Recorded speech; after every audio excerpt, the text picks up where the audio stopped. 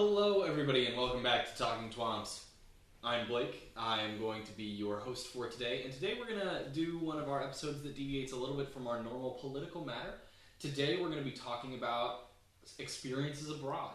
Are they valuable? Who are they valuable to? And should they be mandated by institutions? So, before we launch into our topic at hand, I'd like to do some brief introductions, starting with the gentleman to my right. My name is Jakob. I'm an international relations student, and I am just happy to be here. Although I would like to clarify, I said the gentleman to my right, so I would have skipped you, Jacob. Got him! Destruction 100. Wait, by my entire ass.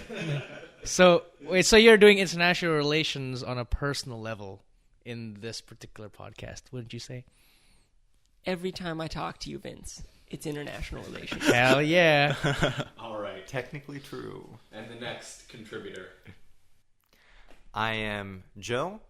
Everybody is now upset at me because I rocked the table. I apologize. And I'm an international relations and Russian studies major. My name is Vincent. I'm an economics and data science major, but my claim to fame in this particular podcast is that I am an international kid from Indonesia, so literally across the world. Hi, everybody. I'm George. I am Joe's clone. I am also a international relations and Russian and post-Soviet studies major. And I'm an American, but I have recent immigrant family. My mother's Ukrainian and my father's Filipino, so that's interesting. And that brings us back to me. I'm Blake Phillips, your host, a German and government studies major, but for all intents and purposes, basically just an American. So let's jump right into it. All of us have been abroad at some point to a certain extent. Some of us were born abroad. Other of us, parents, were born abroad. And some of us, our parents didn't leave the country until we were born. So there is a wide variety of experiences here that contribute to the value or perhaps lack thereof in certain contexts of being abroad. So why don't we just go around, not necessarily in order, but talk basically about our abroad background, how often we go abroad, just sort of as an expression of a general rate, and where that tends to be. Oh, I guess I should be starting. So my big claim to fame, I guess, here would be that my father was born in West Germany, and was brought over to the U.S. when he was very young, but my grandparents on that side are native speakers of German, I've traveled back to Germany a couple of times, literally a couple, 2 times, and I think we'll get into the details later, I'm sure, but I am actually a great proponent of traveling abroad. I think it's very important to see different cultures, even if it's only from an outsider's perspective. Due to my parents' work, I spent most of my childhood overseas. Even here in my 3rd year of college, I have still not yet spent half of my life in the United States. I would say that experiencing different cultures is important for all people, but I say from my experience with Americans that it is particularly important for Americans, and I'll talk about why that is as we go on. So I'm an international kid. I was born in Jakarta, Indonesia. My mother is a very smart woman. She went to the United States for college, and so ever since I was born, I've been built to come to the U.S. to study because we think that is the best place for education. So I've never lived in the United States before college. I have traveled here on vacation a couple times, as well as for contests. But my 3 years of living here has been 3 years of experiencing by immersion the American culture, the ins and outs, the things you don't learn in textbooks, and the things you don't pick up from old teachers. Yeah, so my father was born in Manila in the Philippines, and so my mother, she was born in New York, but both of her parents were refugees, World War II refugees from Ukraine. And both of these identities have influenced me in numerous ways and have shaped me as a person. But also, I think for those of us that are multi-ethnic or have multi-ethnic backgrounds, it's an interesting question of identity. Personally, I've always identified as an American, but that is also informed by my Filipino and my Ukrainian identities as well. And I think for those of us that have different backgrounds, the way that your ethnic background informs your current identity is a very important and interesting phenomenon. And that comes back around to me. As far as my parents go, I think the last time either of my sides of the family immigrated to the United States was at least just after the Civil War. And I don't think that either of them really left the U.S. for much time afterwards. My mother had not been out of the country until she married my dad, and my dad had only ever left the country because his parents were in the military. And so they would do brief stints out of the country for not deployments, but just vacations while deployed to things like Hawaii. They would take stints to. So you've got a good range. So Blake's a real blue-blooded American. No, that's not. But it is important to note that all of my perspectives from the admittedly many times that I've been out of the country have always been, for the most part, as an American experiencing another culture for the first time, and never as returning basically to some place that my parents or my grandparents knew well. So, from that diverse series of backgrounds, from Americans that have traveled as a result of their parents' professions, to people who have lived most of their lives outside of the United States, to people whose parents have backgrounds outside of the U.S., and I'm well aware.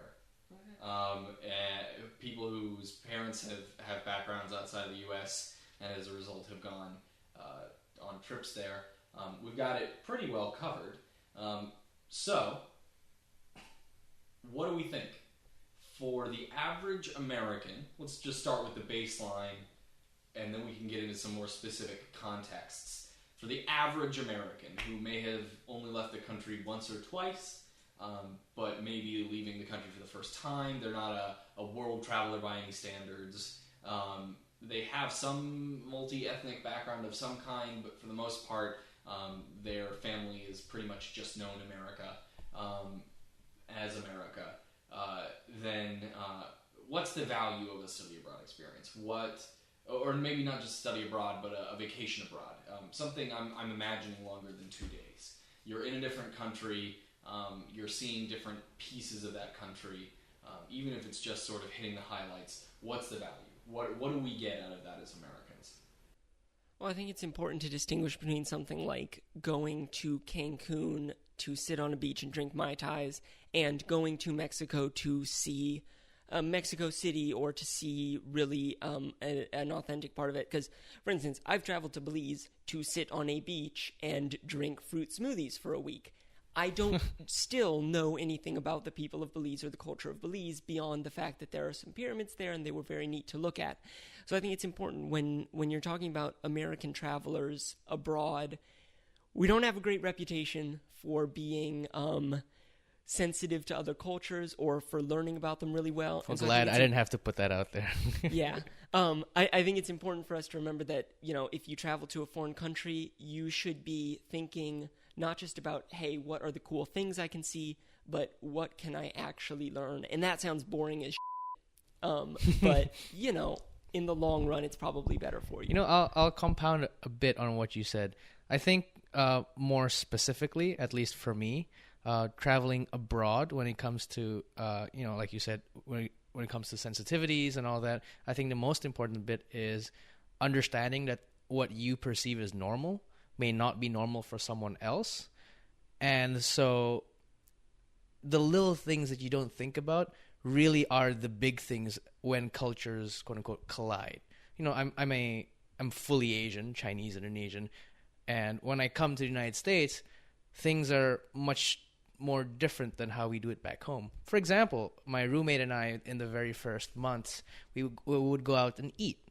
And usually, back where I'm from, we don't split the bill. Splitting the bill is never a thing. In fact, people go on mini pissing contests trying to pay the bill because it seems to be the courteous thing to do. Now, it's kind of funny to me that when I proposed to pay the bill, my roommate vehemently refused, just did not want to do with anything, even though he is literally getting a free lunch. There's no strings attached. We're good friends. We went out to a very nice lunch at Peter Chang's. And, it also made me realize that, we don't pay for each other's meals here. And at the same time, perhaps it shocked my roommate to think that someone he's just met like 2 months prior would pay for his meal. He didn't want to, maybe he was afraid that there were strings attached, or that he didn't want to compensate back because it was, a rather expensive meal. And so all these little things when you're traveling, right, you also have to strike that balance between having your culture and what defines you intact, but flexible enough that if another culture or a person representing another culture says, why don't you do it my way and see where you like it, you are also flexible enough to try different things out. I think what Vince just said hits the head on what I think is the value of foreign experience and why it's particularly important to Americans. The way I see it, the problem with America is that it's big. Whoa. It's really, really big, both in area and in population. And the result of that is that if you're an American from Talmadge or Ohio or from Erie, Pennsylvania, as my parents were, it is very difficult to get an international experience, unless you count Canada, which to some extent it is, but it's been Americanized to an extent that you don't get the same sort of no offense to Canadians. Of course, you do have a culture. But especially along the border. You know what I mean. Already insulting somebody else. The result, you can see all the cultural sensitivity that we've developed here. He's sorry. The point is, I think that the comparative lack of interactions with other cultures that Americans get compared to many other places in the world where countries are smaller or there's more cultural diversity within countries contributes to the stereotype, which unfortunately is based in fact, that Americans are culturally insensitive and always want things their way. I think it's the common stereotype of the fat American tourist who wonders why all these people don't speak English in Spain or whatever. And I think that's important, not just to not be rude when you're being on vacation, but it's sort of integral to our role as a global power. I know this was supposed to be the apolitical episode, but right, the fact of the matter is that Americans don't care as much about foreign policy as people in a lot of other countries do. And that is harmful to our role as a global power, and I would argue that that is because of the dearth of intercultural experiences that most Americans have, unfortunately. So there's a clear value to Americans in general having intercultural experiences. A subjective value, but sure. Yes. There is a definite value that I think that all of us can agree to, therefore giving it a certain sense of objectivity. Well, nothing is objective. But with that in mind, let's break it down a little bit. Let's give some of these experiences context. We've already started that process a little bit. Jacob mentioned that you as an American are not going to glean a lot about a foreign country by showing up in a resort run by Americans, or at least owned by Americans. All of the signs are in English, all the staff speak English. It's a beach, but it could be a beach anywhere in that tropical climate, because you're not facing the problems, or at the very least, even the cultural nuances of the area. And I think the basic problem that all of those kinds of situations come down to is it's Americans traveling abroad, and not just Americans. This happens for some other tourists too. Well, sure, you can think about Ibiza when it comes to a lot of European vacations. Right. That's not Spanish. But you travel abroad and you expect the culture to accommodate you instead of the other way around. So, to Joe's point, with respect to Americans gaining a little bit of a cultural connection with the rest of the world, the fact that they got on a plane, had to produce their passport to enter this Cancun resort or this Belize resort or this, even certain portions of Africa or, prior to the 1970s, portions of the Middle East, just resort towns. You're not getting that culturalization that makes us a more responsible world power. You're just spending a little bit more money to sit on a different beach. So, in that case, we're going to narrow a little bit, but not all the way, to experiences where maybe it's still more of a tourist thing. Maybe you're not, going to live somewhere for an extended period of time. Maybe your stay in another country is limited to about a week or maybe 2 weeks. But you're staying in a hotel or an Airbnb where the owners are natives of the country. And you may be going on guided tours that are run by Americans, but they're taking you to shops that are not. There's a little bit of tailoring there, of course. We expect still that these shop owners will speak our language so that we don't have to learn a language in a week. But we're willing to deal with certain inconveniences of if we're on the street asking for directions, maybe the random stranger that we're passing doesn't know English. What value does the average American glean from such a trip? We're not talking about spending a month abroad, putting a ton of effort into this. We're talking about you spend a week in another country, living to an extent the experience of that country. Well, I'd have to say I think it's really interesting impression that you brought up Airbnb. I have my personal problems with the gig economy, but that's not related to this. I think Airbnb particularly is very valuable for getting that cultural experience. For instance, when I went with my family to Germany for the first time, we stayed in someone's apartment that they were renting out in Garmisch-Partenkirchen in southern Germany. Almost certainly not Airbnb at the time, but a similar experience. Right. It was someone's apartment being rented out to us. A rental by owner, and the owner owned an eyeglasses shop in the town. And so it was very interesting. We got to go out to a kind of community pool, bath, kind of an indoor water park, but very much more public and not something that we have an equivalent of in the U.S. basically. And I think the real value of that is that you get to see, however briefly, not just how another country looks, which is kind of the tourist thing, but how another people live. And you get to see that, hey, this is valuable, and this is, other people live like this, and it's got its own value, So I think that is one of the key important parts. I think those sort of experiences are also incredibly useful for, quote unquote, the average American who really isn't used to maybe, let's say, the standard of living present in other countries all around the world than in the United States. I think what personally in my life and in my experiences meeting new people is that, quote unquote, average Americans who have perhaps never been out of the country or have only been outside of the country in a very superficial sense, and that, they maybe spent like a week at the beach resort somewhere in some pretty, subtropical location. They don't really, in my personal opinion, don't really have an objective understanding of how the vast majority of the human population live. That being with, standard of living, quality of life, accessibility to goods and services, which we are taken for granted in the United States, and those sort of things. So I think when an American goes abroad and specifically puts him or herself into those situations in which they have to deal with basic inconveniences like not being able to read signs or not having to deal with locals, and there being things like cultural shocks or inconveniences that have to be overcome. I think that American, upon coming back to the United States at the end of their trip and then realizing, being able to compare and contrast their experiences and realizing the differences between there and at home, I think that really helps them broaden their perspectives and gives them a better appreciation of all the things that previously they might have taken for granted at home.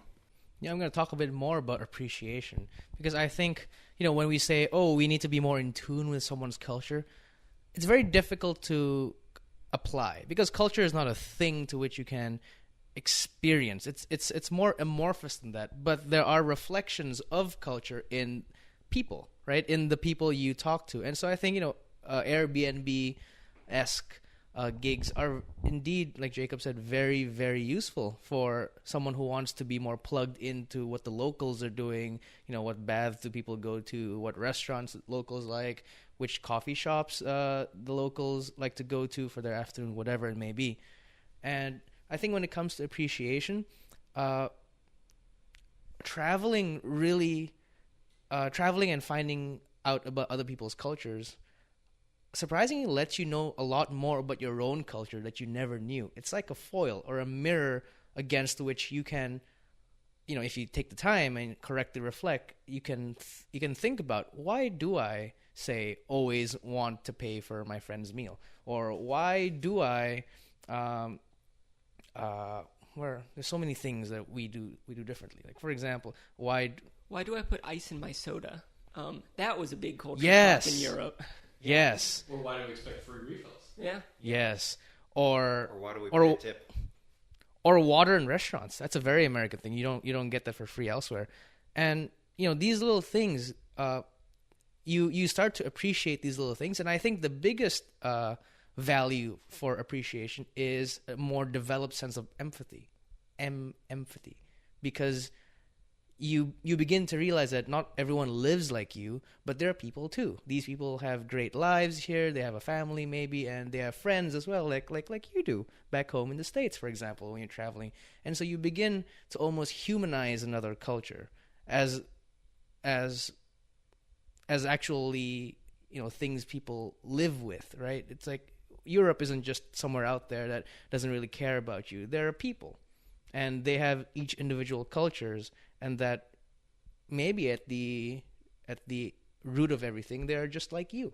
So there seems to be some pretty general consensus that even a brief brush, as long as meaningful with another culture and picking up on some of these anecdotal differences, we talked about tipping or ice in drinks or stuff like that, gives you a better sort of empathic sense, more generally, perhaps even with people back home, but also exposes you to a different way of living. You mentioned, George, a different standard of living, perhaps, and that broadens your horizon. So I want to expand that idea a little bit. We've ascertained there's certain value in sort of the 2-week-long stay for maybe a family that splurged on an international vacation. I'm going to take that out a little bit. So now you're at a month, 2 months, maybe even 6 months of earnest exposure on some level, but it's also still tailored. So I'm thinking about semester and summer study abroads. I'm thinking about Peace Corps. I'm thinking about, so there's still a structure. You've not moved to some other country. You intend to return to the United States at some point, and that's a fixed date. A program ends when you return. So it's not like you got a job, and maybe when that job ends, you'll stay. You're going to come back, probably. I know there are Peace Corps members who then take their money and instead of a plane ticket back, they take a plane to somewhere else. But generally speaking, most Peace Corps members return to the United States after a little while. Is there more value in that? I think, especially since a lot of Peace Corps missions end up going to places where most Americans would not take a week or 2 week long vacation. There are those who do a week or 2 week, safari in Tanzania, but very few people are going to go to central Kenya to an impoverished village to stay for a week. But Peace Corps is going to send you there. That's where their target is. And even in study abroad, a week in Berlin or a week in Paris is not 3 months or 6 months in Paris or Berlin. Is there more value to that? And tangibly, if there is more value, what do you just gain more empathy, or does it start to unlock other things for you as somebody who has never experienced another culture? I think undoubtedly the longer and the more intense and the more depth there is to your travel or study or live abroad experience, then yeah, that definitely has more depth. For example, I would argue that for in comparison between the 2 week stay, which will probably cover the most glamorous aspects of that foreign locality, as opposed to the 2 month stay or longer in which you're there, At a psychological level, with a 2 week stay, you're not experiencing things like deprivation from your native culture. You're not experiencing culture shock. You're not experiencing isolation from probably the vast majority of your acquaintances. And due to the short nature of your stay, you're probably staying in a location that's that probably is closer to what you're used to back at home, as opposed to when you go for the the 2 month long stay. You're more likely to experience culture shock. You're more likely to be isolated from what you consider to be your comfort zone. And I think getting outside of the comfort zone and experiencing that more genuine experience, which really does put you into a truly alien and foreign place, which is not to say that's a bad thing. I think that has a really good value to itself, because I think without being able to do that compare and contrast and realize, oh wow, this is very different. For example, when I was in Kyrgyzstan this summer, one of the things that I had to deal with was the lack of rule of law to a certain extent, because the police are just absolutely corrupt, and you can't really rely upon law enforcement, basic law enforcement, to do their own thing. For example, I had a Russian language teacher, and on Monday morning we asked her at the beginning of our class what she did over the weekend, and she said, "Well, I had to pick marijuana." We like the plant, and we were all laughing, like, "Wait, what are you talking about?" Because she's like this very petite, like conservative, like ethnically Russian woman, and we're like, wait, you're harvesting marijuana? What for? And the thing is that part of the natural flora and fauna of Kyrgyzstan is hemp. It just grows. It's literally a weed, and it's illegal to have it growing in your property. And so what happens is at her property, it just grows as a weed, and she had to work with her husband that weekend to pick it and destroy it, because if a police officer walks by her house and notices that there's marijuana plants growing, he's not going to enforce the law. He's going to say, okay, I see that you have a weed growing in your yard. You're now going to pay me a bribe so that I don't take you down or to the station or write you up. And just so the fact that, the police officer there in that situation isn't going to do his job, but rather he's going to try to exploit you at any opportunity possible. Having to deal with stuff like that really, really, that's like a concrete example of coming to realize the way, just at like a very fundamental law and order level, how things differ from what we're used to in other places abroad. Yeah, and a big part of that is the expectation in a long stay versus in a short vacation. I mean, if you're in an area for a vacation, for the most part, you're going on kind of a structured visit. You have a certain number of things you're going to do, and a lot of those things, even if you're trying to get a sense of the culture in as authentic a way as you can, a lot of those things are going to be geared towards you as a tourist. They're going to be changed or morphed in kind of subtle ways. And for me, it was studying abroad in England. About a week after I got there and got into my flat, I got a letter that said, you need to pay your TV tax. You need to pay your TV license. And I was like, that was the moment where I was like, oh yeah, I'm actually like living in this place. I need to do all of these things. I need to pay my TV tax. I need to go and I need to get like permits for all sorts of stuff. And so you get you get a more authentic sense, whether good or bad, of what it is like to live in a place when you have to live there, instead of renting an Airbnb for 2 weeks. Yeah, one of the problems with the short stays is that many people come away with rose-tinted glasses, which I'd say can be almost as harmful as pure ignorance. And again, hate to bring it back to politics too much, but this is used very much to influence our politics. I think the best example recently is the World Cup being hosted in Moscow and Sochi before them was very much organized to give people, a very small and a positive impression of what was happening in Russia, which was not representative of the reality. So, Joe, what you seem to be suggesting is that while we've acknowledged that there is a certain value to the week and 2 week long vacations, that they're also possibly dangerous in the sense that as much as you're getting some of those small anecdotal experiences that expose you to a little bit more empathy for these other cultures, you may only be touching parts of them and not really getting a genuine or an honest picture of what's going on in those cultures. Well, it goes back to what you value. I think there is an inherent value in having new experiences. But from my perspective, if I'm going to be dealing with people, as a specialist in my area, right? From that very narrow perspective, I prefer to be dealing with someone who will be ignorant about the area and admit it, than somebody who went to the World Cup and came away with the impression that Putin's a pretty nice guy and everybody in Russia likes him. And I've known both of those people. Yeah, and I know so because I was there.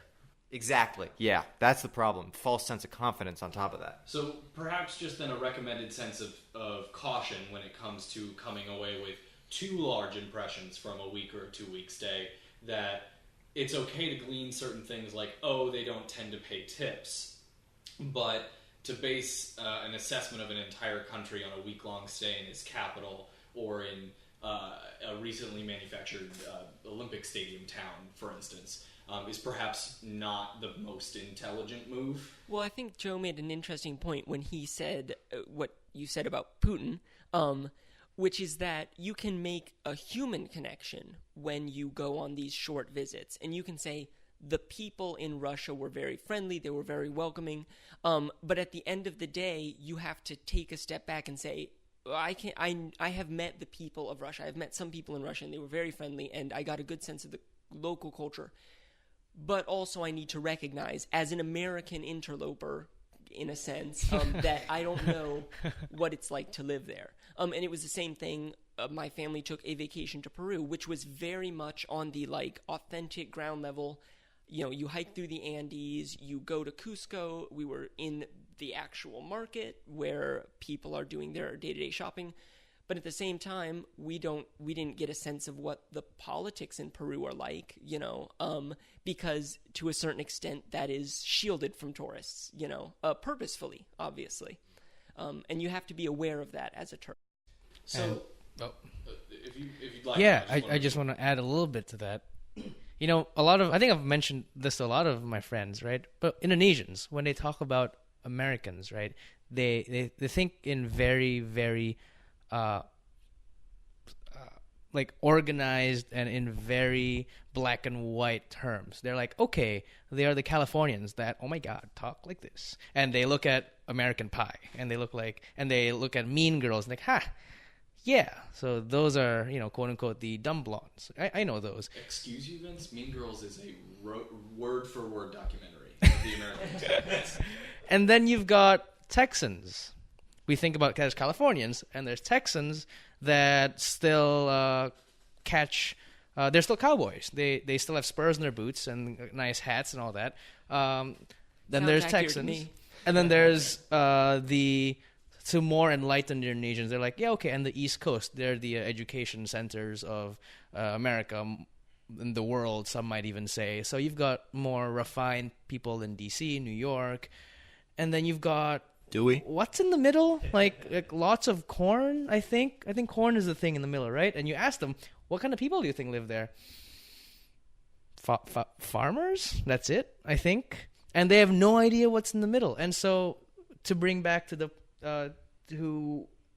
using microcosms of people to extrapolate on the whole, this is another problem, right? With the short-term stays, because when I tell them, I go to Virginia in College of William and Mary, they're like, really? I thought those people were like cow farmers, or they see a lot of corn there, and to be fair, there is a lot of corn. Yes, so it's misinformation, sure, but it's also a gross. What's the word I'm looking for? It's the gross stereotype of the people, and there are many reasons why, but as people going to another country, you should probably also take into account that not everyone is living the way the media portrays it, and that's why I think, right, having a personal connection with some locals is a good idea, especially now, for all intents and purposes, this is my study abroad. I'm studying abroad for 3 years in the United States, and getting to know local Virginians, such as many of you guys are, is a great experience. I want to say again, I appreciate the thought, Vince, but I want to reiterate again and again and again, I'm from Ohio. I said many of you, Joe. Okay. Fair enough. Specifically, not for you. But yeah. Well, Missouri and Virginia, but Virginia is where not real Virginia. Okay. For the record, Nova is real Virginia. Yeah. Ooh. It is when it comes to the votes. Oh. Oof. So, but getting back on track, I think to your friends in Indonesia's credit, Vince, I think that and to many Americans' credit when they look abroad to a certain extent, you're right. Not all of Iowa is corn farmers, but Iowa's main export is corn, and not all of California talks like a valley girl, but there do exist people who do. And I think that is an interesting point about this study abroad, or the longer-term experience abroad, is the idea that we can step past those stereotypes, which still may persist after a week-long vacation, and touch enough people, not literally, of course. Please, if you're going abroad, don't randomly touch people. It sets a bad example. But you touch enough people's lives that you can sort of break down some of those stereotypes. I want to get quickly, and if we could maybe comment on this briefly. I know we don't have a ton of experience of this. Maybe Joe is the best able to talk to this. But there's technically another level of American that experiences abroad. And that's those who go abroad for a year, 2 years, 3 years. And these people tend to fall into, they either get a temporary job abroad or they study abroad but getting a degree there. They go to a German or a French or a British or a Spanish university, or their parents are diplomats and they spend their childhood abroad, or they're diplomats and they do a tour abroad. Even the military, to a certain extent, falls into this category when they're stationed abroad, but in places where they're not fighting necessarily, they're just stationed as advisors or something like that. Is there even, and I'm not questioning whether there is, but what is the meaningful experience that those people get that maybe the 6-monthers don't?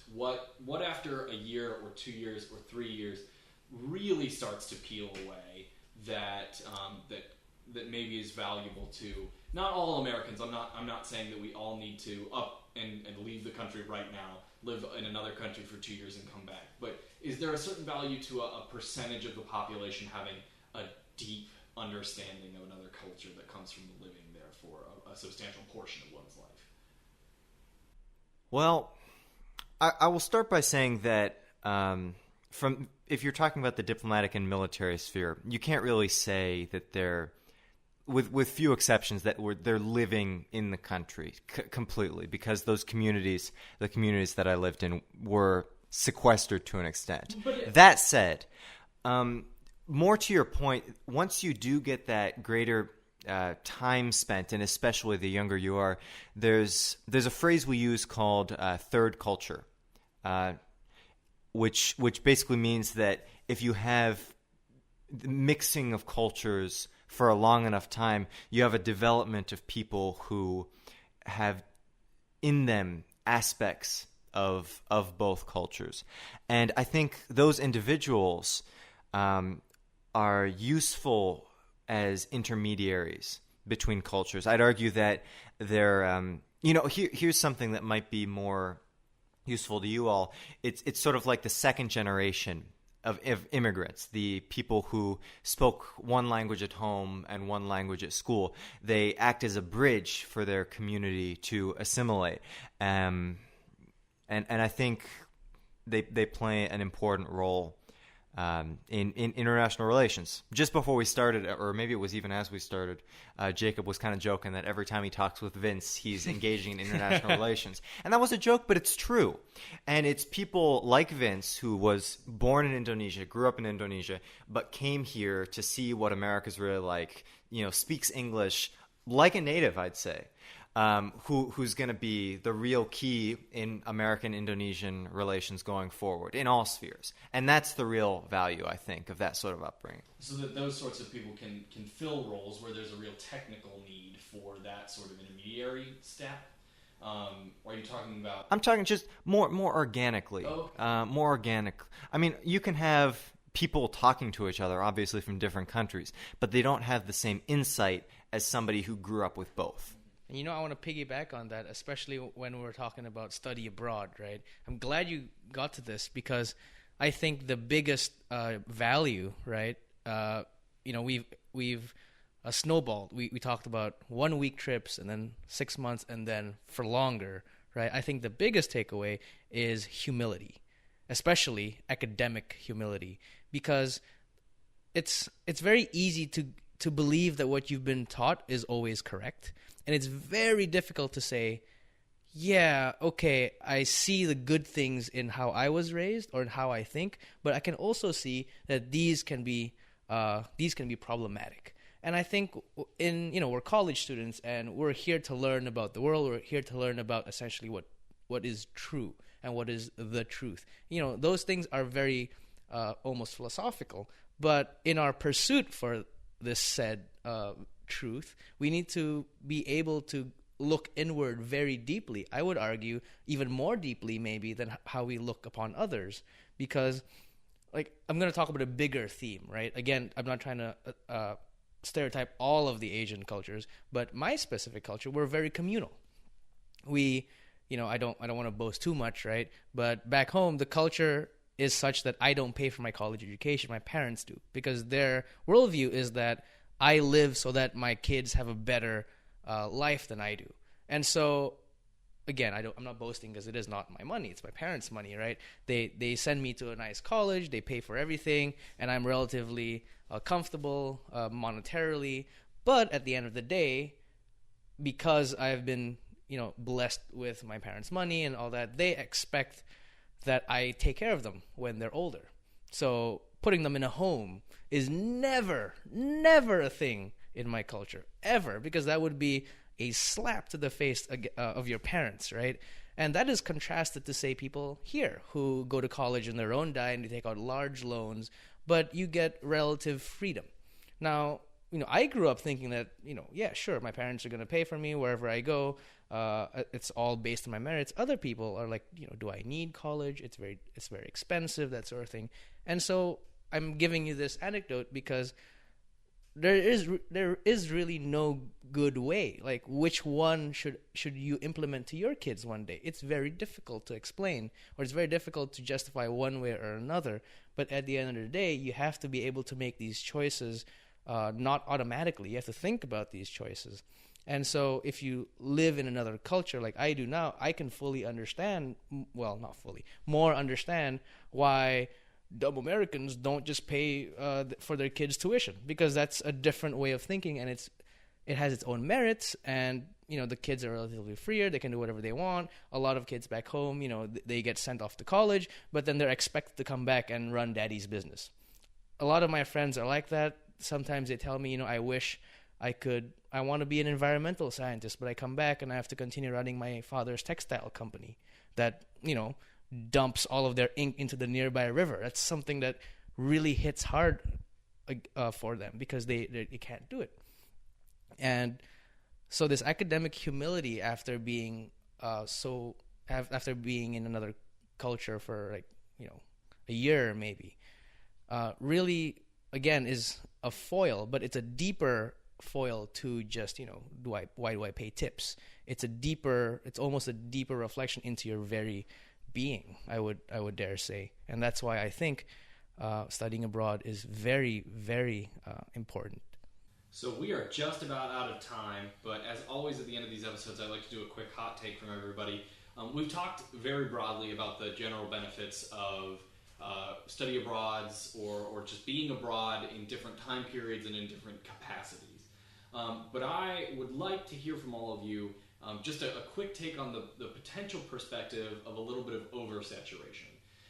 The idea that you could, that there is a diminishing return for how often you go abroad or how long you're abroad. That there's a definite return on being there for 4 years, but maybe that last year is not as valuable as the first, perhaps.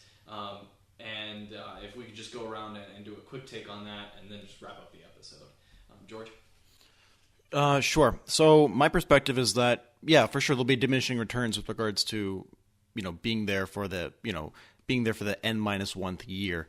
But that said, I think all time is valuable, and to say that, it's very hard to, in an objective, hard terms, to be able to find like a specific concrete quantity of time or a quantity of quote unquote experiences to be had in a foreign culture to be able to get that time. I think all time is valuable, but of course, when if you're making a deliberate decision to go to a foreign country to get that experience and get out of your comfort zone, I think always more is better because, even living within our own culture, it's a changing and evolving thing. It always changes. So to say that I finally understand the culture, well, not really. It's always changing.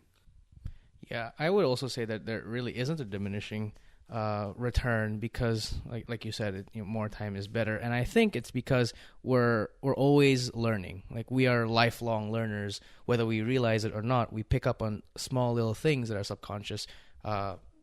Like wraps up at the end of the day before you go to bed. This is what we learned today. And so, when we learn of a new culture, I don't think learning ever stops. We just continue to be better people, I hope, with good reflection. Sure.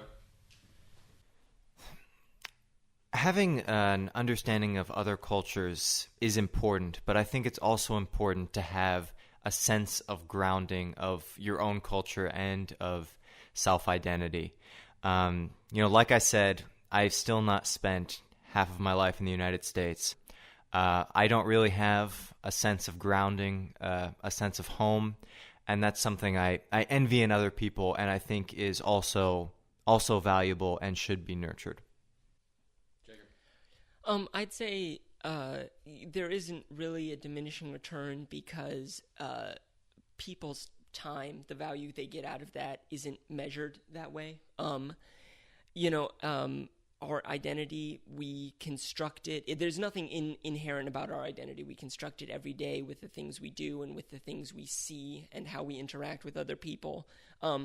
And so there is always going to be something valuable in going and being a part of another culture.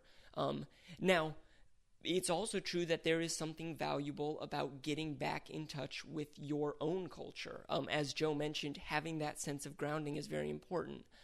And wherever you can find that, whether it be the place you were born or the place where you have lived for the majority of your life or wherever it happens to be, I think you should strive to find a balance between the two, between reaching out and finding your own grounding.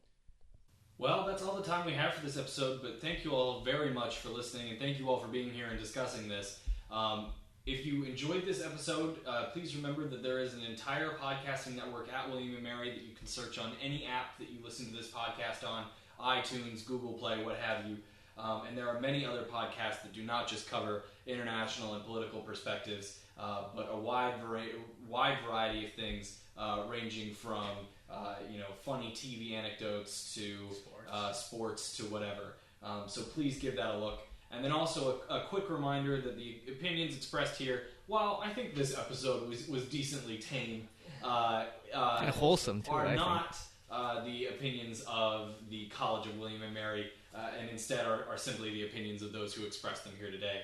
Thanks again for listening, and we'll see you guys next time.